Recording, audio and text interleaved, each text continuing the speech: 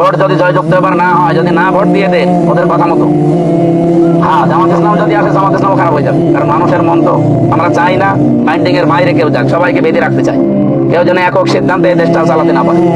আর পীরের ছেলে পীর হবে, নেতার ছেলে নেতা হবে, এই সিস্টেম জামাত ইসলামে নেই। আছে অন্য দলে দেখেন, ওর বাবা ছিল প্রধানমন্ত্রী, ওর ছেলে প্রধানমন্ত্রী, একই কি নিয়মে। এই ইসলামেও নেই, কোনো দেশেও চলে না, খালি বাংলাদেশে চলে।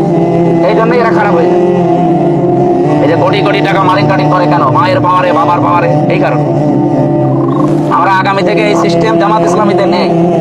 আপনি দেখেন এখন তিনি জামাতের আমির আছে, ওনার ছেলে একটা ডাক্তার, ওনার বউ ডাক্তার, ওনার দুইটা মেয়ে ডাক্তার, সব উচ্চ শিক্ষিত, হায়ার এডুকেটেড, বাংলাদেশে সর্বোচ্চ বিদ্যাপীঠ থেকে তারা পড়াশোনা করে।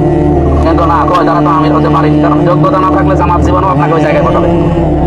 অন্য দলের ভেতরে দেখে পীর ছিল, পীর মরে গেছে, আস্তে করে বড় ছিল পীরের চেয়ারে বসে, অনেক গদ্দিনাশীল পীর, এটা গদ্দিনাশীল শয়তান।